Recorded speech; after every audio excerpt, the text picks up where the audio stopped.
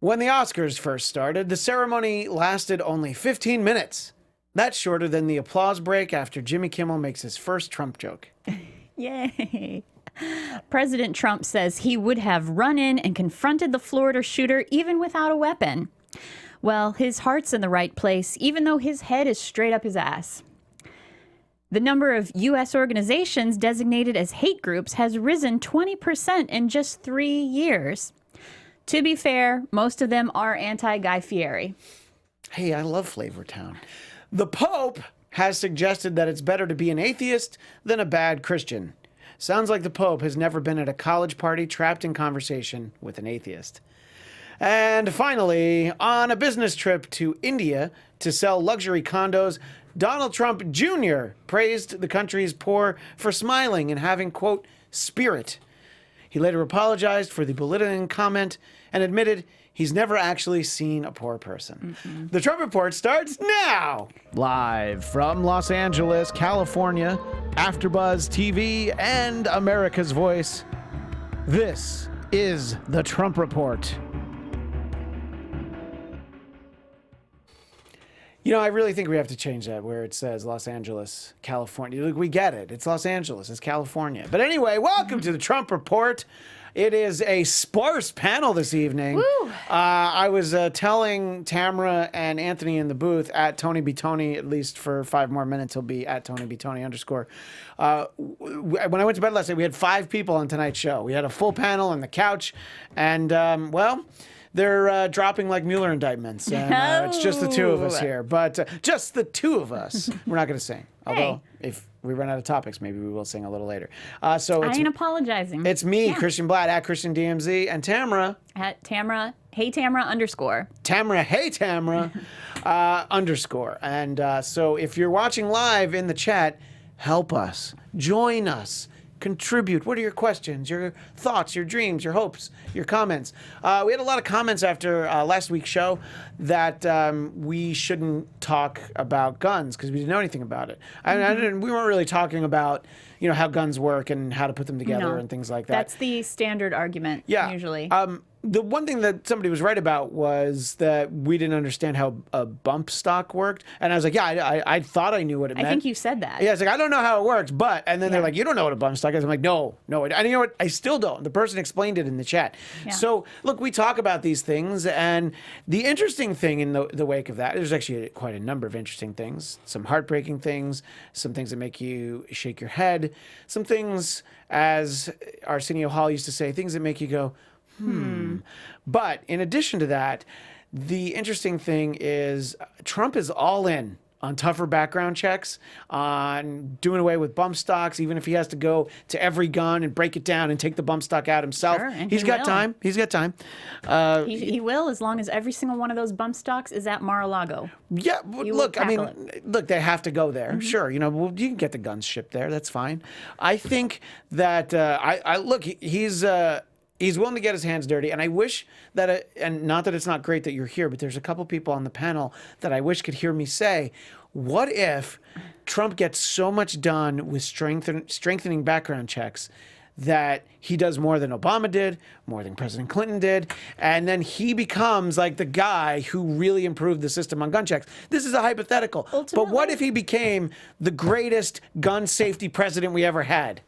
I think that would be amazing. I mean, I think who would disagree? Right. Well, because people like, you know, Scott Moore, who's usually here at S-Man80, yeah, I'll give him a plug, even though he's in like Rome right now. Is he? Yeah. He's not just like, oh, I can't make the show. No, I'm on vacation in Rome. Must be nice.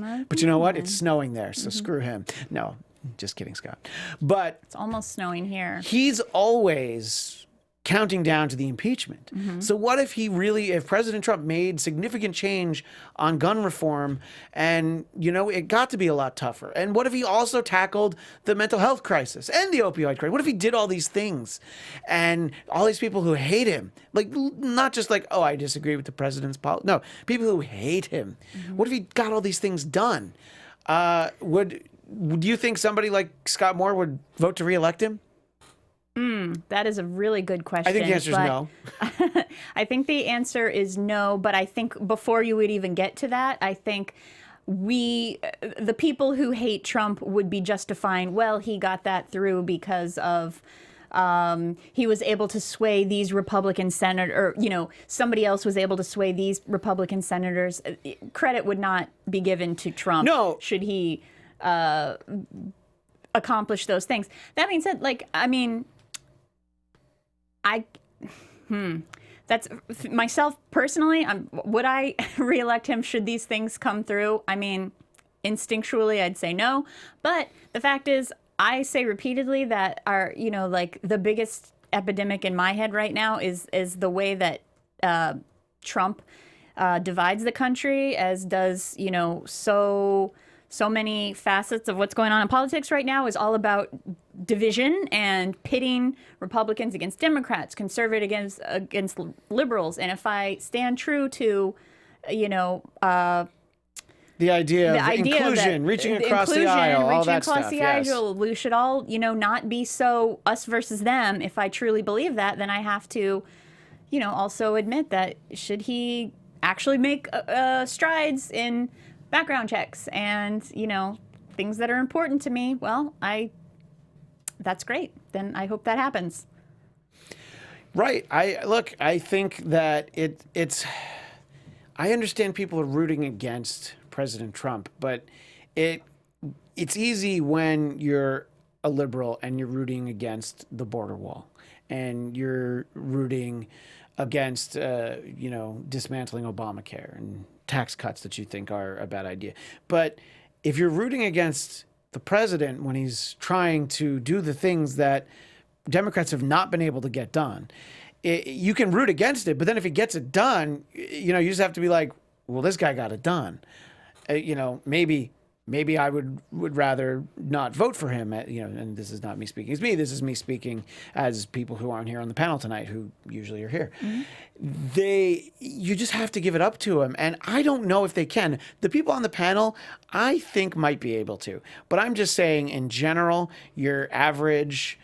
You're above average, diehard liberal, I don't think will give it up to President Trump. What do the people in the chat think? If President Trump, and even if maybe these aren't your issues, but if he accomplishes significant gun reform, are you going to be able to give it up to him and be like, you know, I don't like this guy, but he got it done. He's, you know, if he makes our schools safer, you know, you can be like, oh, I don't like a lot about him. He's a jackass. You know, he maybe doesn't have a great track record towards women and minorities and, you know, wives, any of that. But it's hard to just dig in the stand and be like, nope, I'm not giving it up to this guy. So I'd be interested to see what the chat thinks about that. And I mean, and you know, okay, so let's say he does accomplish expanding background check and, you know, some form of gun regulation.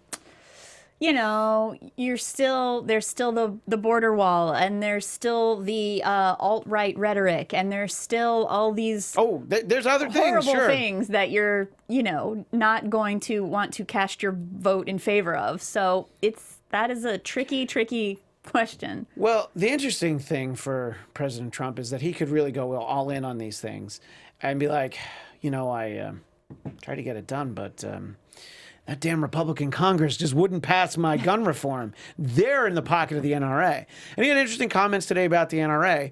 You know, he's trying to play both sides of the fence, which I guess a lot of politicians do. But you're trying to say that, well, for the most part, they're good people, but we have to keep an eye on them, and not everything they do is going to be great. And I mean, for a Republican president to even say what President Trump said, you're like, man, does he not want to get reelected? Like, does he not realize how this works? But I think Donald Trump is so focused on not just being our president, but being the best president, the greatest president, the hugest president we've ever had. Well, he's on his way for that one. Thank you. But to just be the best president, he's like, I'm gonna do everything. All the stuff that nobody could get done. Like, he doesn't really know. I don't think he's got so many tried and true diehard beliefs. He's like, yeah, this gun control thing, this is really registering with people. Terrible shooting. They keep happening. You know what? Not on my watch. Trump's going to Trump's going to have his people get their hands dirty and try and get it all done. it's the gun issue specifically, like, is such a pressing, there's such urgency to it that I think most people would agree that whoever can get it done needs to, like, sure, if he can do it, then power to him. Yeah. Well, this topic is lighting the chat on fire. For those watching live on YouTube, you can see there. If you're watching the show after the fact, you can tweet us at Trump Report ABTV, as in AFTERBUZZ TV. Oh, is that what that means? It does, yeah. Oh. Yeah, I thought it was American Bandstand, and I was wrong. But we are hopping tonight. Superior Mint 99 says that Trump won't get these things done because he's too stupid, so it doesn't matter. Lady Goth says, I will give credit when credit is due, and I'll try not to hit him on the way out. So there you go. I think that's kind of the way it's like, you know what, good, I'm glad he got it done, but he still needs to go. For sure. And let's see. Storage Yard Resident, great friend of the show. I am going to vote for Trump in 2020. Storage Yard Resident, I knew that. I knew that on November 8th, 2016. I knew you were going to vote for Trump in 2020. The thing that'll be news is when somebody like Storage Yard Resident is like, oh, I am not voting for him. Like, somebody like Storage Yard Resident isn't going to vote for a Democrat. But somebody like Storage Yard Resident deciding to stay home in 2020, that would be interesting to see. Well, what's going to happen over those next 2.5 years? Which, by the way, it's 2.5 years until Election Day. It's even a little bit more. It's like 2 years and 8 months, 9 months. Almost. It's crazy how long it is. It's less than 3 though.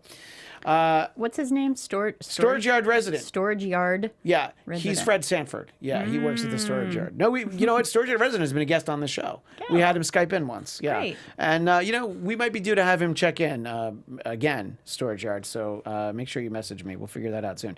Demonaut says gun regulation is not the problem. Laws only apply to those who are going to follow the law. If you want to commit a crime, you'll find a way to. I do agree with that. But as we talked a lot about last week, let's just make it harder. Let's make it a little bit more difficult to do those things. I disagree with that argument. I hear that. Their argument or my argument? That one. Demonaut. The argument that you regulate guns, people who want to commit crimes are going to find their way around it. That is an argument against laws themselves. That's not applied directly to gun control specifically. Like, laws seem to work. Yeah, I mean, it's a good point. Murder's illegal, and so I think it keeps it in check in most places, except for, unfortunately, like Chicago. But other than that, everywhere else, they're able to get it in check. R. Scott Brown has a funny one in the chat. I won't be Russian to vote for him. RUSSIAN. Now that I like. Oh, I'm a huge fan of puns, and that's actually a good pun. What I really love, bad puns that like go way too far. But this is a good pun, so good for you. And yeah, you know what? Lady Goth agrees with you, Tamra. With all due respect, it's lazy logic. People are going to rape, but we still have rape laws, parentheses, weak ones for a reason. And there was one that I liked that I think I lost. Oh, Lady Goth says, how punny. And Storage Yard Resident said Fred Sanford is his hero. Fred Sanford is kind of all of our hero. So interesting. Fred Sanford and Trump. Yeah. Well, hey, if you could have that ticket. Complete aside, the mascot for my college was the Marist College Red Foxes. So Red Fox. Yeah? Like, yeah. So at no point was there ever like a cartoon Red Fox that came out at halftime in a basketball game. But, well, I always thought that there should have been. Anyway, like I said, tangent. In any case, William Winters is in the chat, and he has a lot of, he seems to have some interesting thoughts about fake news and things. So if you want to sort of narrow down the scope of what you're trying to say, I'd be happy to sum it up here in the chat. Anyway, so that's a little bit of what's going on in the chat. The other news that's sort of, not even sort of, the news that we've gotten in the wake of the Stoneman Douglas shooting is the revelation that the former deputy, Scott Peterson, was there on the scene and didn't go in because he's waiting for backup. And there's a lot of reasons why you can do that to an active shooting. Look, we weren't there. We don't know what the protocol is. you feel like if kids are being shot, you should go in, and yes, if you get shot, that's the price you pay for trying to save kids. You know, if you getting shot saves one kid, I don't know. I think that that might be what your job is. And this was sort of led to a review of a whole campus security program there in Florida. And it's heartbreaking to hear that, you know, there could have been less loss of life and lice. Because it's an elementary school. They did the lice check a week before, as we know. That's true. So I just think that, you know, and I'm not going to go as far as people say he's a coward. I am going to say that it's very questionable judgment.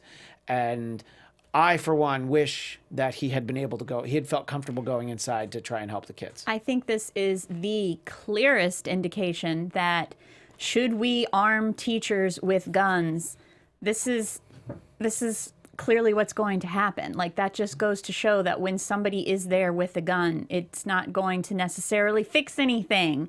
We're just lucky it didn't make anything worse.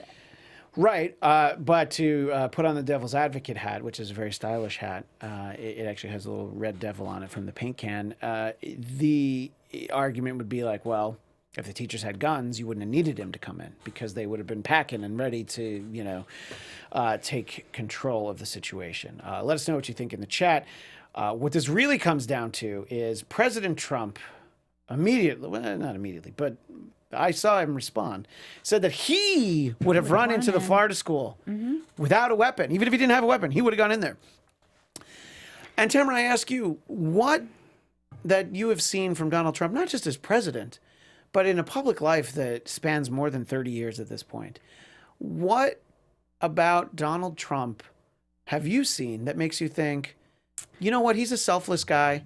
I think even without a weapon, yeah, he would have run into that Wasn't school. it a Miss Universe contest pageant when he walked into the dressing room unannounced when there were girls as young as 13 years old, possibly younger, changing? And that was, you know, one of the his missteps as far as well, that sounds very, I'm sorry, but that sounds very brave to me that he walked into that dressing room unannounced. Well, so what I'm saying is that then sure, yes, he would. There are in fact teenage girls in the high school. So if he's going to walk into a dressing room of teenage girls unannounced, then I bet he would storm into that school with gusto. I found those comments hard to believe. I don't even know that I'm going to take the time to quantify whether or not they're distasteful. I mean, you can draw that conclusion for yourself. We can all sit here and say, well, if I had been there, you know, if I had met Hitler, I would have killed him. You know, I would have. Okay, I would have had him sign one of his paintings, and then I would have killed him because then the value would have tripled. But that's just the way. I would have. Look, that's how I time travel. Okay, you know, if you have a problem with the way I time travel, don't time travel. No, I do not. Don't get in my TARDIS. I will time travel by myself. But Christian is I'll be very strong opinions about time travel, as we know. Yeah, anybody who's watched this show absolutely knows that. The real point is, if I was there and I didn't have a weapon, I would not have gone into that school. I would have called for someone, law enforcement, with a weapon. I would have certainly hid and, you know, made sure I made my call and got someone there. The fact that someone with a weapon was there, that's the real problem. But if I was there with a weapon, here's the reason why I wouldn't go in. I have no idea how to shoot a gun. Like, if I go in there with that gun, I could probably do more harm than good. You know, I mean, maybe I guess not necessarily the case. I could probably scare the shooter in some way. But yeah, I fired a gun once. And I mean, at best, wouldn't you think like you would run in and try to usher out some students or shield somebody or, you know? I guess the question would be, you're really going to split hairs here. Where's the shooter? Where am I? Yeah. What door am I coming in? Can I help kids get out? Sure. But do I look in and see the guy with the gun through like a little tiny window? Let's just say I see him. Oh, I can't go in there without a gun. That's crazy. I'm not as brave as President Trump is what I'm trying to say. I don't pretend to be. I have never, as Tamra pointed out, I've never gone into a dressing room with 13-year-old girls unannounced. When I was 15, I did it announced, and I was still wrong. Still wrong. Christian. What? I'm saying it was wrong. I was a kid. Come on, it was the 90s. And they say if you can remember. You were 15 yeah, also. Yeah, I was 15. Okay. Yeah, that's what I'm saying. Yeah, no. I was 15. The girls were 13. But they say if you remember the 90s, you weren't really there. In any case. I do not, because I don't have VH1. So. You don't have VH1? Mm-hmm. Oh, man. Got rid of live TV. Good for you. Anyway, I'd like to know from the chat, what are some instances of President Trump's bravery that you'd like to... Nobody has any...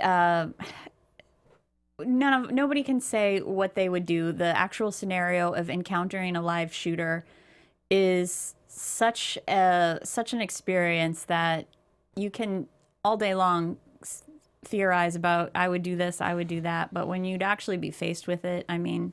the reality of the gravity of that situation, I mean, I can't even venture a guess as to what I would do. You know what, realistically, let me put it this way.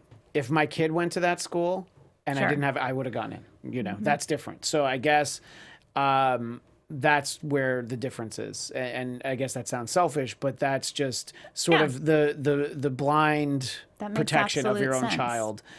You know, so if I'm a parent at that school and I get there, I'm like, I don't know what's going on, but I'm going to go in and try and, you know, if I can help my kids, sure, but let me help some of the other kids. Sure. I feel like that's the scenario. Yeah. Trump was imagining, if he was in that scenario, he'd imagine that the bronze bust of himself that he has in the entryway at Mar-a-Lago was inside that school, and he wanted to make sure it was undamaged. He would run in there. In a scenario where if any of his kids were inside that school, you know, except Tiffany, but if any of the other kids were there, then I know, poor Tiffany. But poor Tiffany and poor Guy Fieri. They're always just... yeah, Guy Fieri really just taking it hard. Yeah. I really do love Flavortown. So there's some great comments in the chat. The Demon Knot and R. Scott Brown had similar comments about Trump would have been able to dodge bullets as well as he dodged the draft. Ooh, good one, good one. And I have to give them both credit because they both independently did it, and it came up around the same time. Storage Yard resident points out in Israel the teachers are armed. Look, that's a whole different situation there. But I mean, also in Israel for an adult is mandatory military service. So and not mandatory, but mandatory. That's actually what I meant. And you know what? If this country had mandatory military service, maybe then all right. You know what? If you're a teacher and you have a license and you have training, that's a different conversation. I'm not saying it's automatically a good idea, but I could see it possibly making more sense. But that is a very different situation. But do you disagree, Tamra? I mean, this is to open up a whole other can of worms. But the problem that we have with police brutality, they are trained people who are trained with weapons. And, you know, look how controversial it is as to the actions that are often taken by our police force. So should training and education on guns and firing and everything, should that come into the school, the same kinds of things are going to happen, which is, you know, that's been talked about. Sure. Minorities being targeted and things like that. Should teachers be armed? Well, an interesting viewpoint on whether or not teachers should be armed. Again, the Demon Knot, who's on fire in the chat. I bet those teachers would have liked to have been armed rather than rely on those 4 police officers standing outside watching the whole thing go down. Interesting point. I don't... You know, I mean, I don't... But what I'm saying is that if the police officers did not go in for whatever reason they have, if you were in a classroom armed on the other side of the building, you can say the exact same thing. I mean, it's just to me, the fact that there were people on the scene who were armed and couldn't do anything is just an indication that arming teachers isn't going to make any difference. William Winters in the chat, I agree wholeheartedly. The truth is the shooting would never have happened if the FBI didn't drop the ball. I definitely agree on that. There were so many red flags.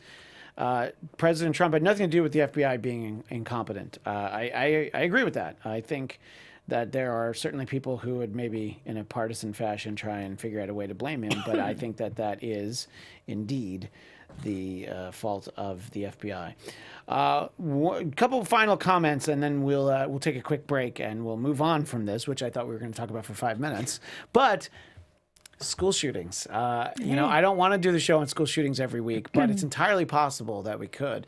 Some jerk left his cell phone on, and a text message from Daddy just went over the mic. Hi, Dad. Anyway, he's actually not watching. That's the worst thing. It's not he's texting questions about the show. R. Scott Brown. How do I join the chat, Christian? Yeah, well, it's not that far off. R. Scott Brown asks, has the NRA ponied up any money to harden the schools or set up a program whereby members could guard schools? Well, They can hire veterans, Demonot says. Let's see. And I think Lady Goth, the final word on this. I'm okay with veterans being officers. In other countries, people train for years to be officers. Here, it's just months. All right. Anyway, we can continue to talk about this in the future. If you're watching the archive version or listening to the archive version, you can comment on the YouTube page or at Trump Report ABTV. As I said, we are going to take a quick break. When we come back, we're going to see if we can find, we're going to search high, and we're going to search low. We're going to see if we can find Jared Kushner's security clearance. So we'll be right back, right after this.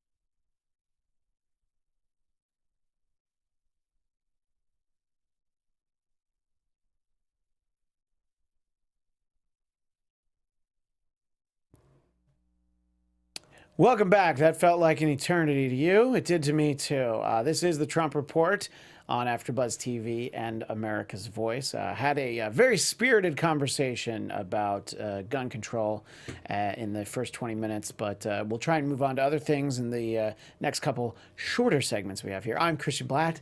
You can find me at ChristianDMZ, joined by the lovely and talented Tamra Brown. Where do people find Tamra Brown? Hey, you can subscribe to my YouTube page, Hey Tamra. I got an impression of Sarah Huckabee Sanders up there. You should check out. I remember you mentioning that on the show, and I remember that I still have not watched that. That's my fault, though. You know what? I need my dad to text me, hey, you should watch it. Yeah. That's probably, I think that's what he linked it to right there. Yeah. No, you know what? Yeah, that's true. Yeah, so thanks, Dad. Anyway, as I alluded to before the break, Jared Kushner, President Trump's son-in-law and senior advisor. Isn't it nice how that works? He's been stripped of his top secret security clearance. And this is only because it took months to complete his background check. And now he's going to be limited in his ability to view highly classified information. So my first point on this is if President Trump wants him to see classified information, I am sure that he's going to see classified information. I believe that's in violation of several things. Like he should know better than to look at it, and President Trump should know better than to show it to him. But does this surprise you, Tamra, that the president's son-in-law was not properly vetted and does not have top secret security clearance? Does it surprise me? Yes. No, it doesn't surprise me. We've found a lot of things like this are a little willy-nilly in the administration, a little unthorough when it comes to sort of vetting a lot of people in the administration. I was always under the assumption that Jared Kushner's security clearance was in a lot of ways there so that he could explain things to Trump. He's one of the only people that he listens to. So I feel like even though he's being stripped of a certain level of security, there's still probably things that are just going to be informally passed. Yeah, I think that's not really going to change. But I mean, so he's going to be fairly limited in the amount of foreign affairs work he's going to do abroad, and I think it raises some questions. The first, why? Why does he not have top secret security clearance? What turned up on that background check? And I'm not as big a proponent of all the collusion, Russia, and all this thing as some people who will sometimes sit on this panel are. But at the same time, when you see things, we talked earlier about things that make you go, This is one of those. There's been a lot of 90s references this show. Yeah, well, that's, Or is that 80s? No, so it's like 1990.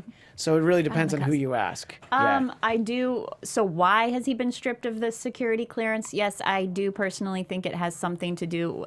There's something to do with the Mueller investigation. There's something that's been unearthed, which we won't find out for a little while. Maybe after President Trump's third term, after he changes the Constitution. Exactly. I wish Scott was here. I would like to watch like the sudden like chest pains that happened when I teased the idea. Yeah, and look, I'm not pretending to actually know the answers, but you just feel like, all right, this is a guy who is a very successful businessman, multinational corporation.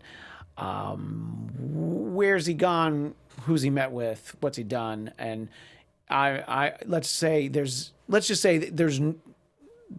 into consideration maybe didn't have anything to do with anything against any election rules or any of that. There's just something that they're just like, yeah, this is not somebody that we should really have representing the country. Yeah, so good thing he had that year of security clearance. Yeah. They've. Yeah, he's set up all the Swiss bank accounts that he needs to at this point. So he just doesn't need it anymore. He's got some holdings in the Caymans now that, maybe he got paid in rubles, maybe he didn't. Those are jokes. It's all right. Calm down. It's astonishing that this hasn't created any sort of huge uproar. The fact, the security breaches within the administration, I know I don't like to bring up Hillary since that's so over and done with, but just the outrage that came from people over her emails and the server and everything like that because of security issues. And then these things happening and people are like, what are you going to do? It's such a ridiculous double standard. Right. And it's the double standard that doesn't affect your person. I mean, and I don't mean you personally, but if somebody's a Trump person, they're like, no, none of this stuff matters. All the Hillary stuff mattered. Somebody's a Hillary person, like, no, we don't care about that stuff. But this we But really even care about. Democrats aren't as outraged about this as Republicans were about Hillary's emails. Do you think they are? No, I don't. Sorry, I saw a very nasty comment that was deleted. I'm able to see it, but the people in the chat aren't. Let's just say Red Cliff is not a fan of Hillary Clinton, and we're going to leave it at that. That's my bad for even. See, that's what happens when you mention Hillary Clinton. If you say her name, if you go into a room, you turn the light out, and you say her name 21 times, she will show up in the mirror, and she will haunt you for 4 years until she runs for president. Why 21 times? Wasn't that what you used to do for Lizzie Borden? I think it was 21 times. 21? Yeah, that's what I remember. Oh. It's not Beetlejuice. It was a lot easier. You just said that 3 times, and I've already said it once. Will I say Beetlejuice one more time before the end of the show? Let's find out. In any case, R. Scott Brown agrees with our sentiment. The president is the declassifier in chief. He can share information with anyone. And yeah, I believe that that is absolutely the case. I think that's what's going to happen. Before we take a break and we talk about something more substantial, like the Oscars. Yeah. 3 billboards. None of them are interesting. No, I tease. I kid the 3 billboards. Well, that's because it's in Missouri or whatever, right? Isn't that really what it came down to? No, I know. No, I actually thought they were great performances in the movie. I'm teasing. I was just trying to think of a joke to make about the movie not being good, but I did enjoy it. Because I'm a Sam Rockwell guy. This debate's going to get even more fired up. That nasty comment about Hillary is going to come back even.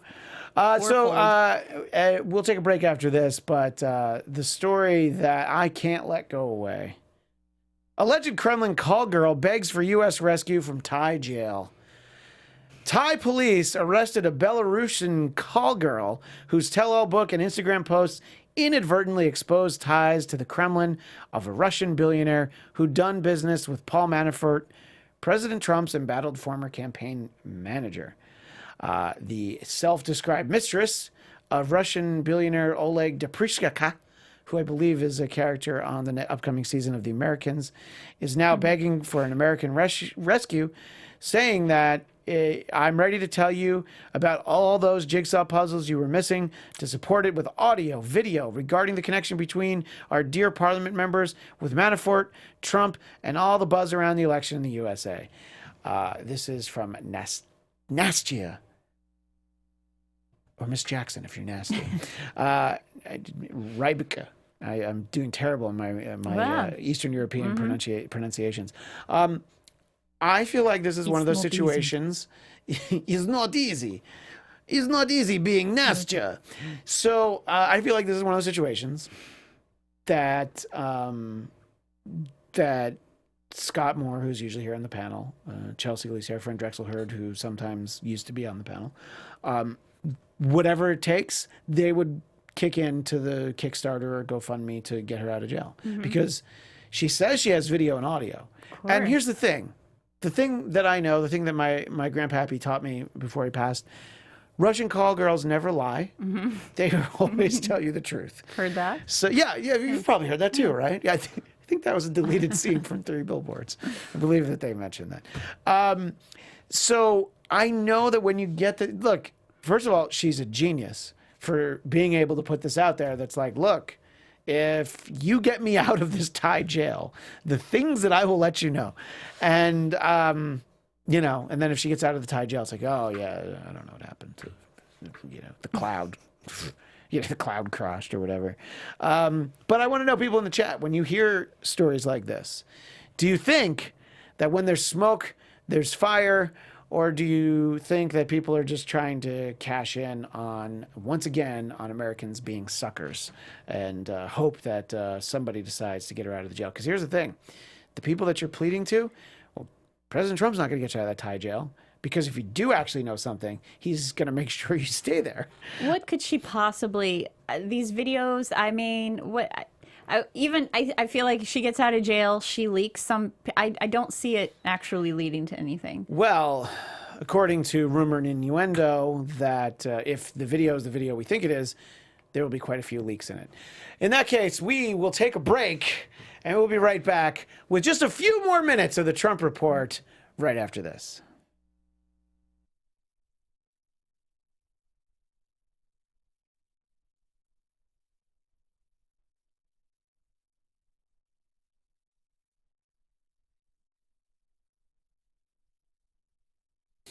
Welcome back to the Trump Report. Always keeping it classy here on AfterBuzz TV and America's Voice. I'm Christian Bladt at Christian DMZ. She's not. Nope, I'm Tamra. You can find me at HeyTamra_ on Twitter. And apparently, you know, during the break, I watched some great Sarah Huckabee Sanders impressions. Yeah. You saw me do it. Yeah. You know I watched it. Yeah. That is not fake news. Trying to get it down yourself, doing the impression. Yeah, I know. I wish I could. Yeah, I think you get a lot of mileage out of that impression, by the way, because she's no spicy. She's going to stick around. Oh. I think she loves that job. She's so, you know, I can't help but like her. I admit it. I admit it. She's so good at her job. Yeah. She's like a skilled surgeon at a hospital of horrors.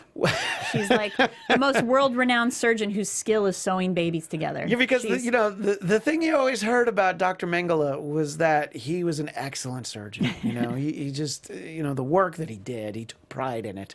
So, but I think that, yeah, it's just, she's so good at it, and she just enjoys turning the tables on the media, who is not used to being treated like that. And there are things that I certainly don't love about the Trump administration, but his handling of the media is kind of fun at times. There's times where it's not, but in general, because let's be honest, people in the media are a little self-important, and there are people who do great work, and then you have other people who they're just a low-level celebrity. You know, you're like less famous than Kelly Ripa. And not that she isn't a huge talent. I'm just saying. Your Wolf Blitzers? I wasn't going to say his name. I don't know. I went to a debate once that was moderated by him, and there was time before it started, and Wolf was like, "Does anybody have any questions?" And it was just dead silent. It's like, no. Nobody has any questions for you, Wolf. Does anybody want an autograph? In our silence. When I was a White House intern, though, I used to always see him coming out of the Starbucks every morning, and I didn't say anything. But his Starbucks cup always said "woof," not "wolf."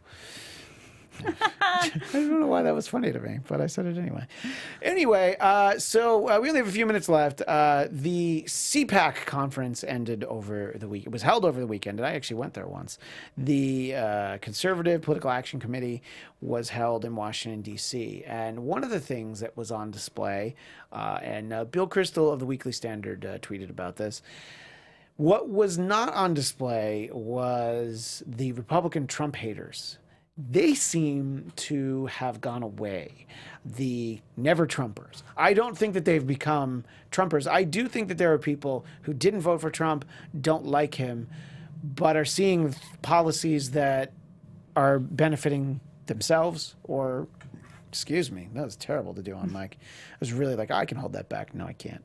But anyway, so I think there are people who like Trump more than they thought they would. Let's put it that way. There are definitely people who love Trump. But I think that some of your never Trumpers are just like, all right, this isn't a fight worth having. I'm just going to be a friend of mine who actually had been a guest on Trump versus Hillary before it became the Trump Report.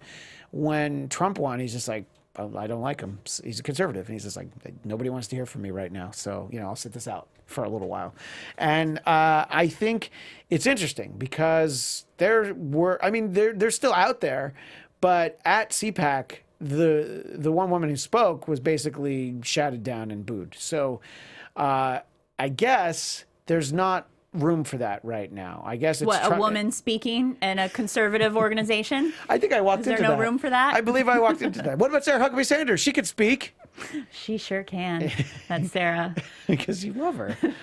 We all love her. But anyway, I think that it's a fair point. This was an article that I saw that the BBC wrote. Obviously, I was looking for spoilers in the new season Doctor Who, and I didn't find it. But I found this article about CPAC, and I thought it was interesting because I thought about it, and I'm like, oh, yeah, they're not everywhere. Like, even a year ago right now, they were still around. They were vocal. Because, I don't know, maybe they just realized, like, people are kind of happy with the way this is going. This isn't helping myself or my happy with it, or there hasn't been we haven't been nuked by North Korea. Like, are they happy with it? Like, you got a little bit of more money in your paycheck? What are they happy with? Well, I think that those are the sorts of things that people are happy with. And by the way, money in your paycheck, absolutely, because I think that's a bottom line thing. That's like, yeah, I can see that right now. Look, people are going to... Over the next couple of months, people are going to be filing their tax returns. And if they So if they get $30 more in their paycheck, adding on to the deficit that they have probably been complaining about for the past administration the entire time. But to their point, it's like, well, it's not my deficit. Yeah, but that's the point. So when you file your tax returns, if you have more money in it, you're going to be like, so there's that they're turning, they're turning towards Trump. Well, I think people are, I'm not saying the never Trumpers are happier with him. They're seeing more people happy with him than they thought would have been.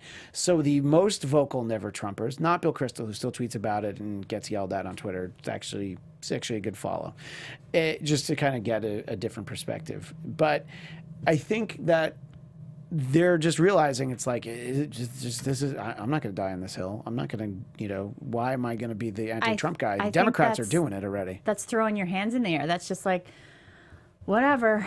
What are we going to do? Look, March Madness is coming up. I think they're just like, you know what? I'm just going to focus on the tourney. I really want to do a good bracket this year.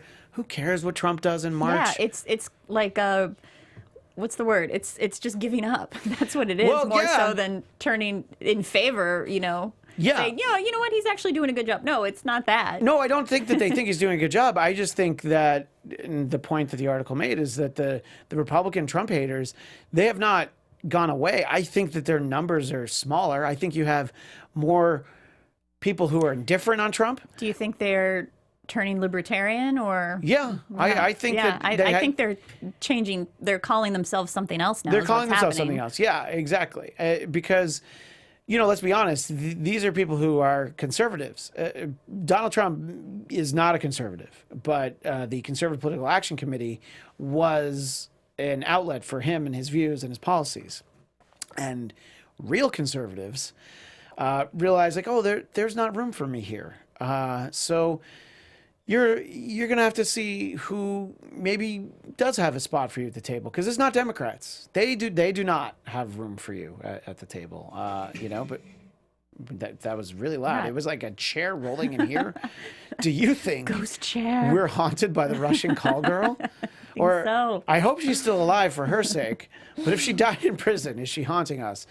Anyway, great conversation this week. Tamra, thanks so much for being here. Hey, thank I you. think this was a great chat, just one-on-one.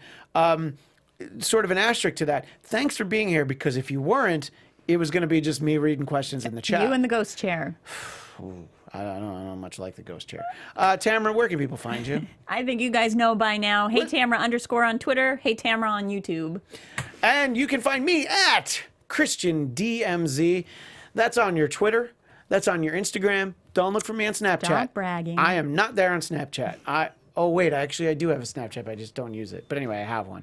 And I have my own personal podcast, The Blattcast. You can find that at BLADTCAST.com. Thanks so much to everybody in the chat. It was a great conversation. And we'll be back next week with some more of our usual friends. We'll see you then.